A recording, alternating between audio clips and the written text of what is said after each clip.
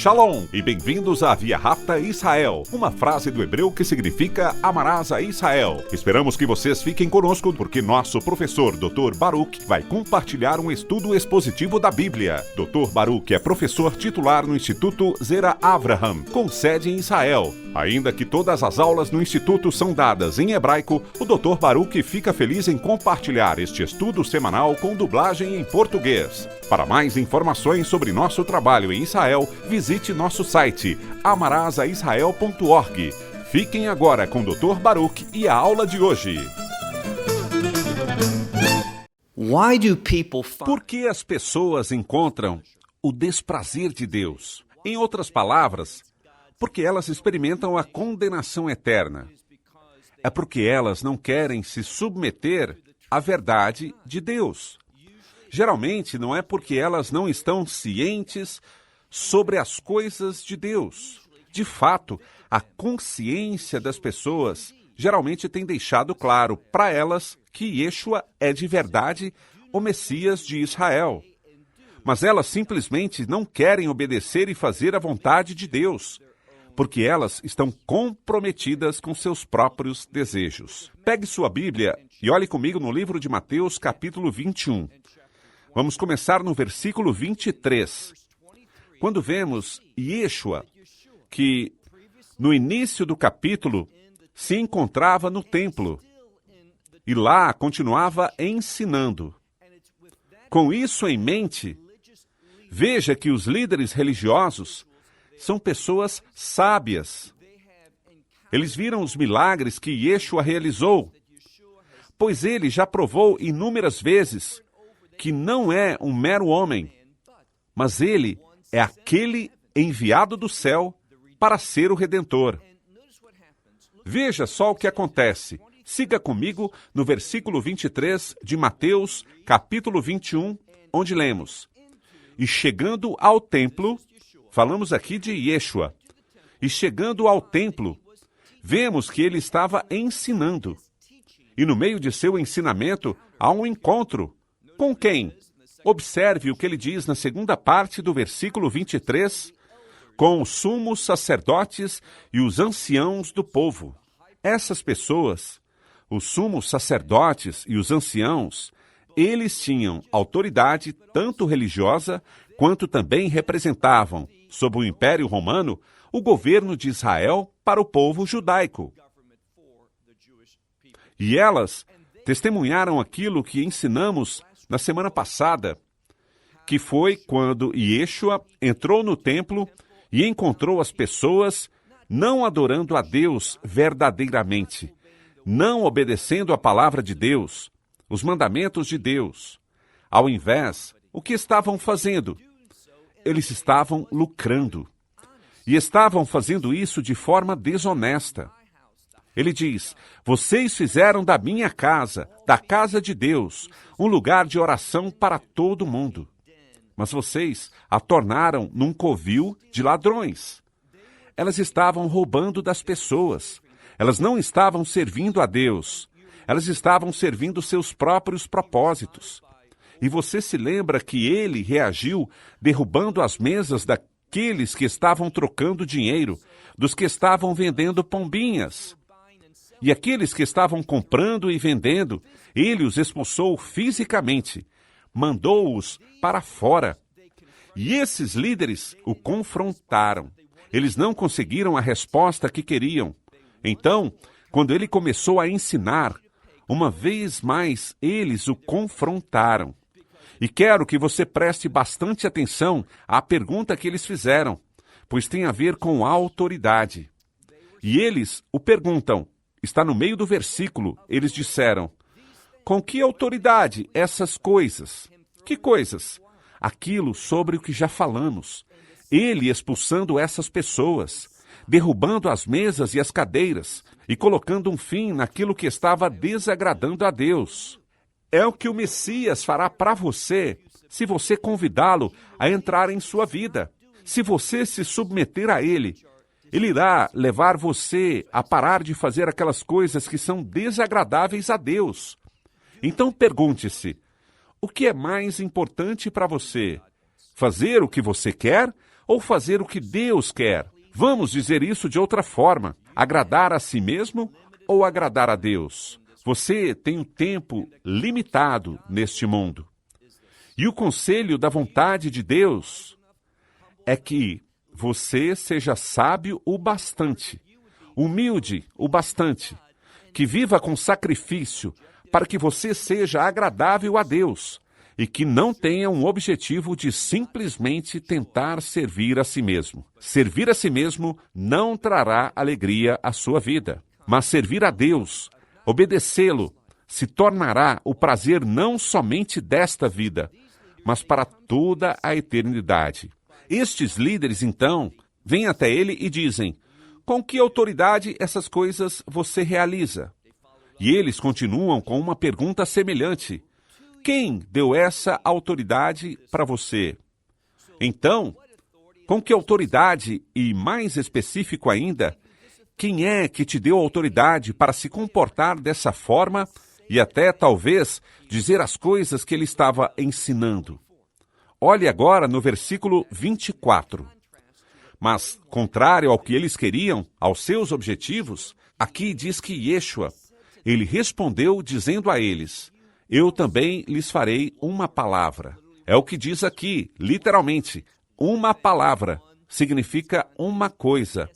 Neste contexto, ele tem uma pergunta para eles. E ele continua a dizer: qual de vocês irá me dizer? O que quer dizer, se vocês responderem isso? Então ele diz: eu também direi a vocês com que autoridade essas coisas eu faço. Veja, ele não está escondendo nada. Ele não está sendo misterioso.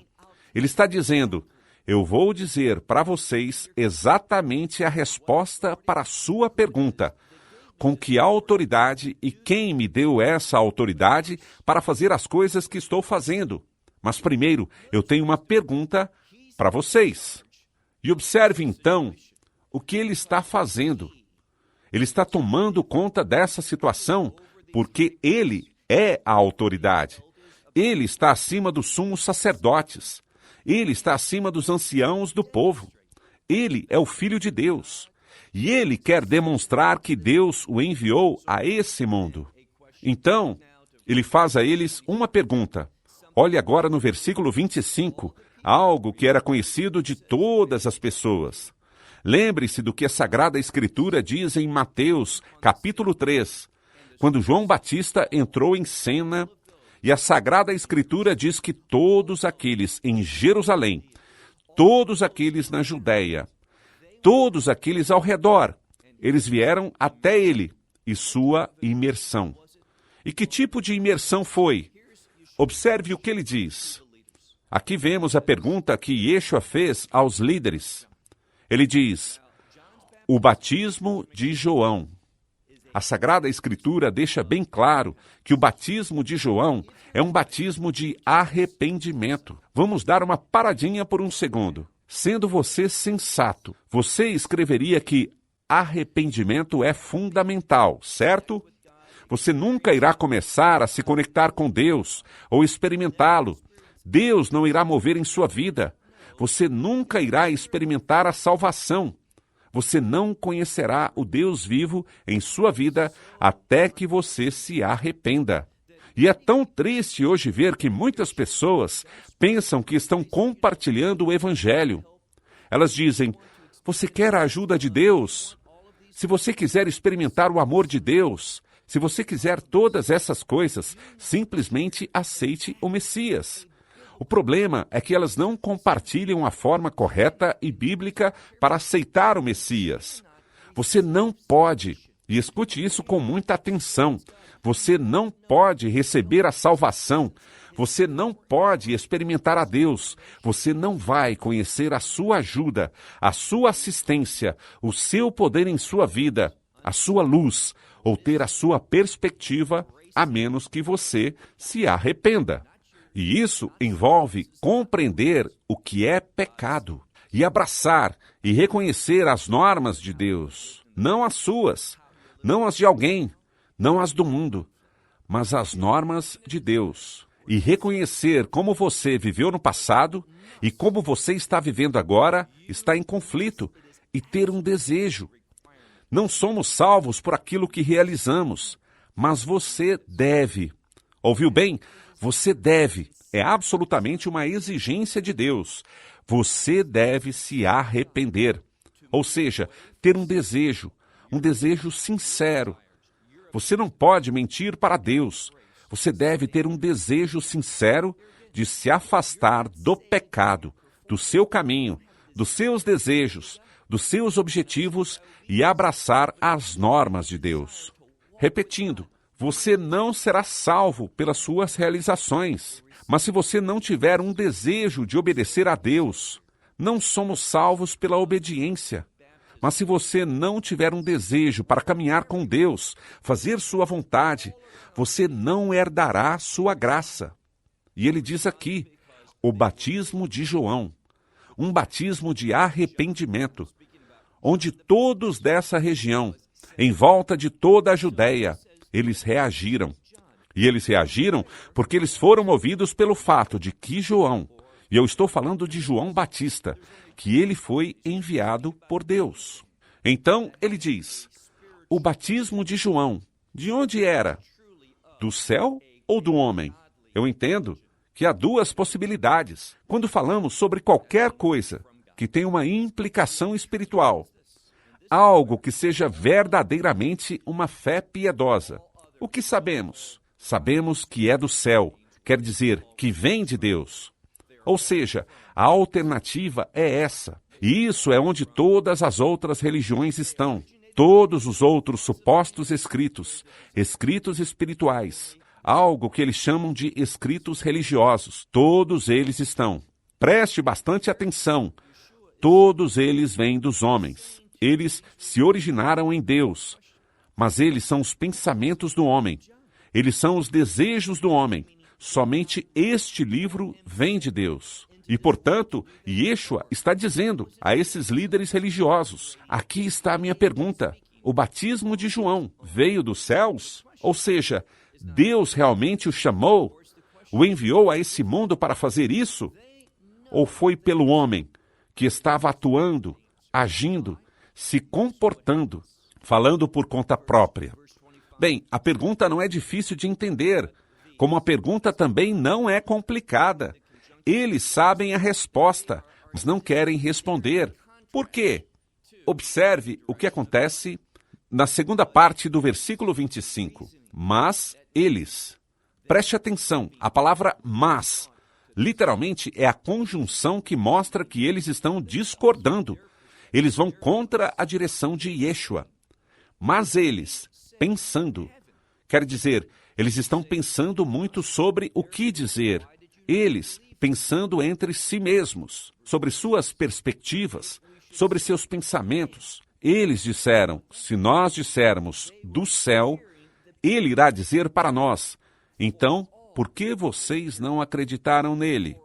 Mas, versículo 26, se dissermos do homem, qual é o problema?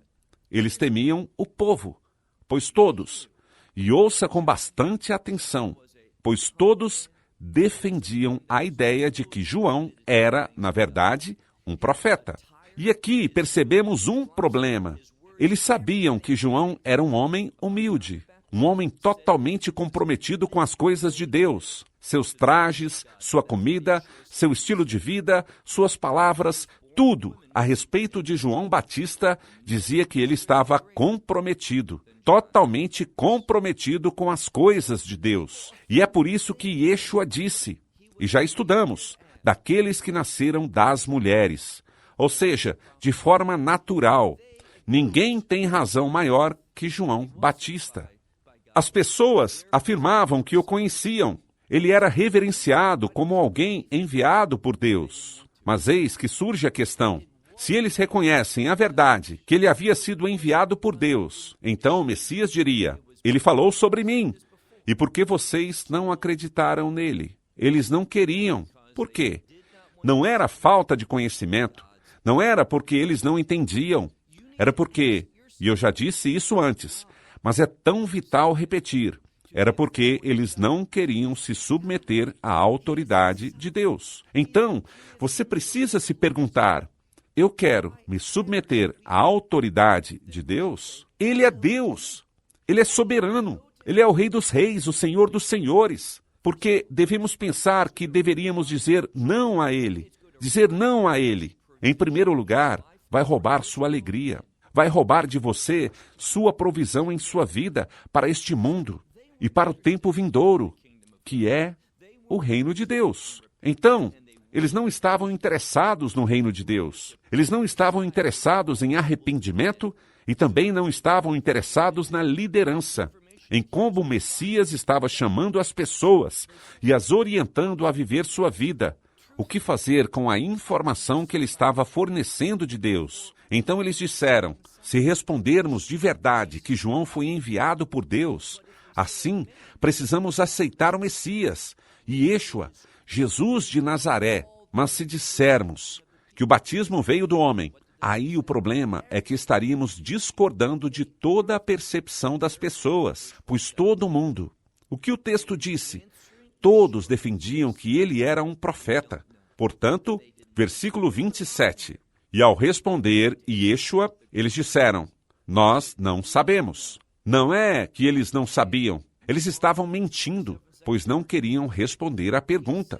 Eles disseram: nós não sabemos. E continuando na segunda parte do versículo 27, ele dizia a eles também isso: nem eu irei dizer a vocês com que autoridade essas coisas eu faço. Ele não está concordando com o objetivo deles, que é o de levá-lo à morte, de levantar uma opinião de que ele é vergonhoso, um falso mestre, para trazer uma visão sobre si de que ele deveria ser mantido longe e não ser ouvido. Porém, ele não vai participar dessa fraude. Estas pessoas, eles podem até serem líderes religiosos, mas elas não estão se submetendo à vontade de Deus, à verdade de Deus. Elas não são pessoas honestas. E o que estão fazendo? Ao invés de simplesmente responder à pergunta, todos estão procurando um ângulo, tentando encontrar uma estratégia para atingir.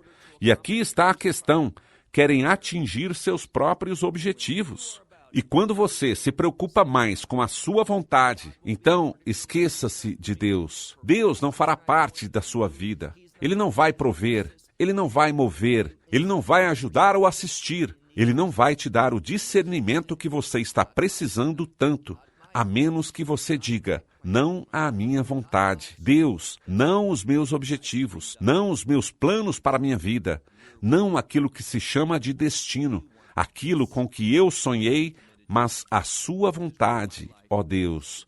O que você quiser, é com isso que estou comprometido. É sobre isso que a minha vida precisa ser.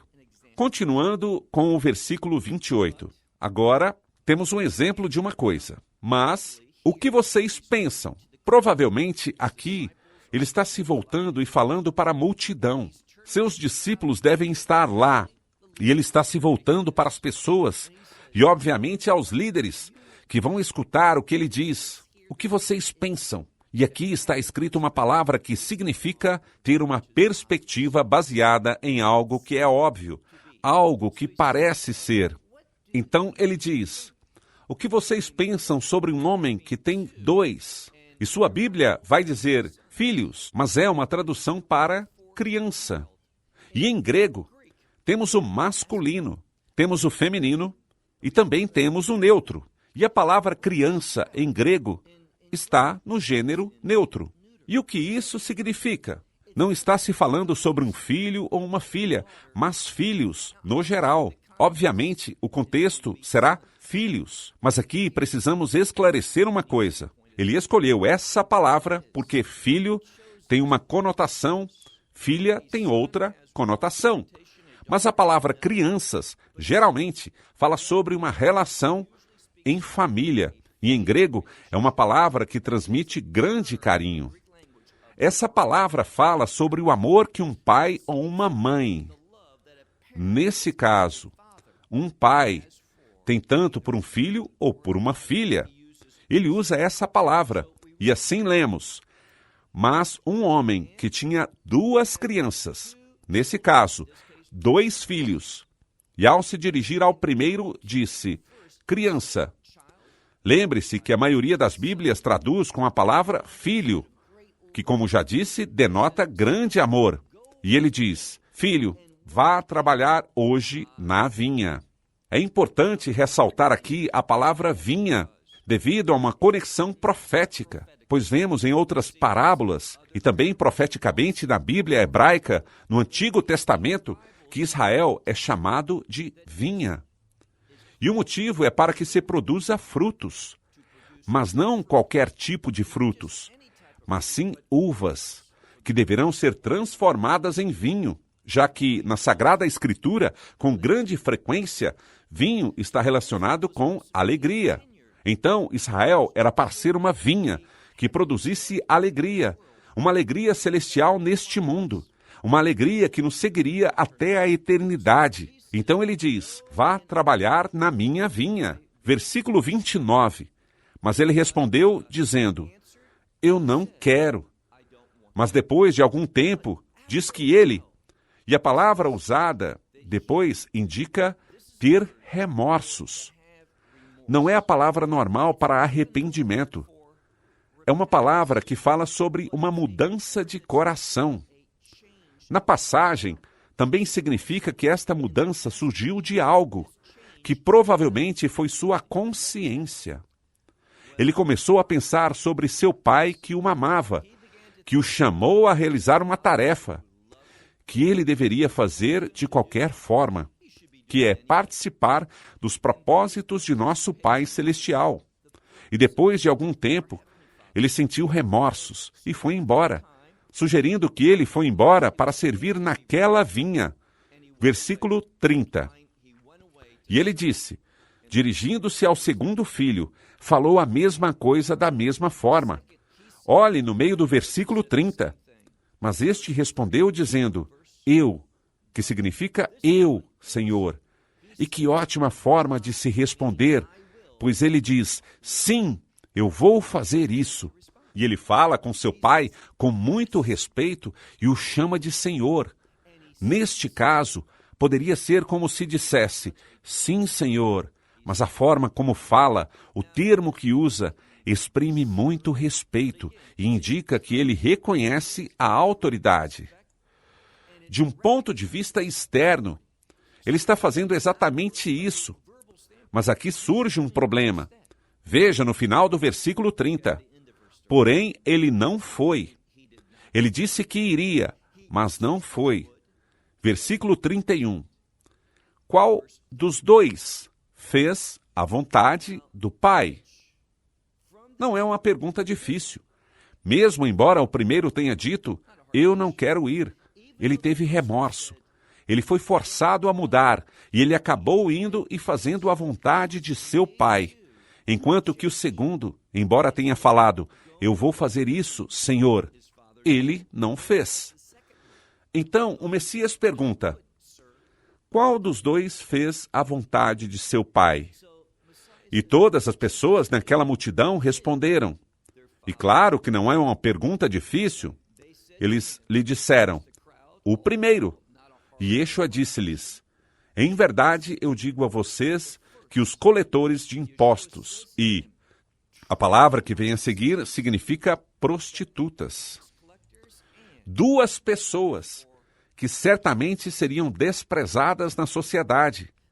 Aquelas que haviam se desviado de seu próprio povo e se juntaram, servindo ao Império Romano, com o propósito de coletar impostos.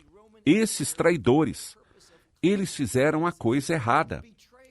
Mas quando ouviram o convite, quando eles ouviram sobre o Messias e sobre o que ele estava oferecendo, como também os milagres que ele fez para confirmar que ele tinha autoridade, a autoridade de Deus para realizar a vontade de Deus, estes coletores de impostos e estas prostitutas, o que eles fizeram?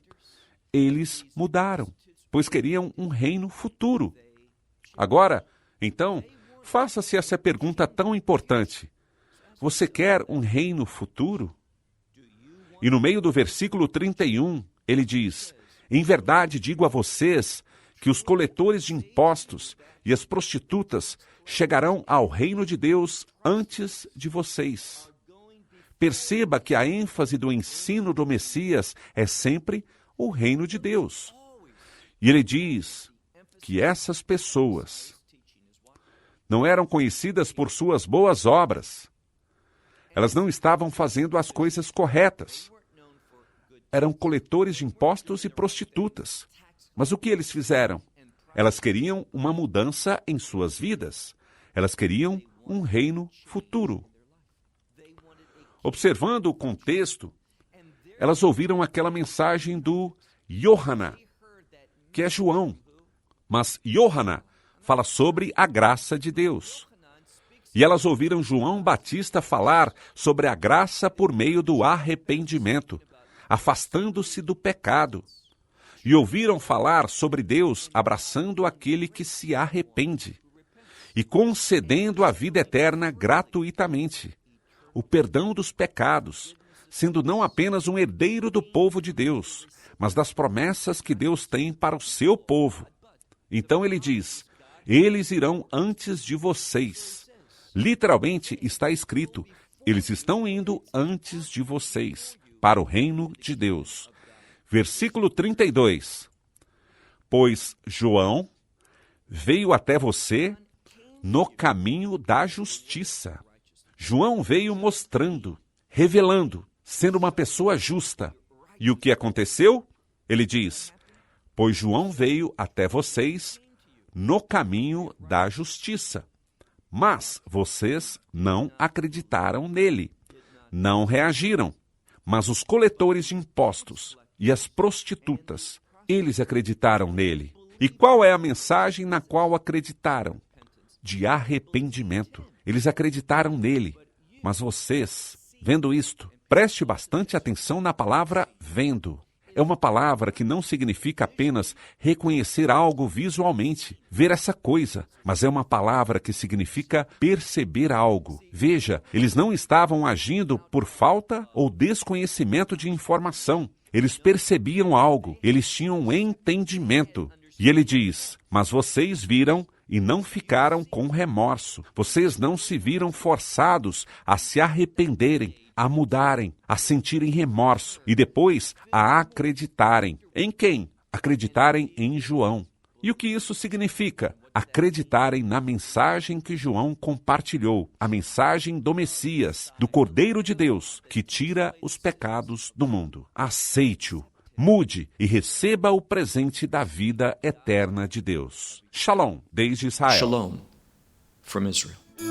Esperamos que você tenha desfrutado da aula de hoje e que possa compartilhá-la com outros. Te convidamos a participar e nos acompanhar a cada semana, a esta hora e por este canal, em mais um episódio de Amarás a Israel. Para mais informações em português, visite amarasaisrael.org, onde encontrará muitos outros estudos realizados pelo Dr. Baruch. Até a próxima semana. Que Deus, nosso Messias e Yeshua, nosso Senhor Jesus Cristo, te abençoe durante a sua caminhada com Ele. Shalom, desde Israel.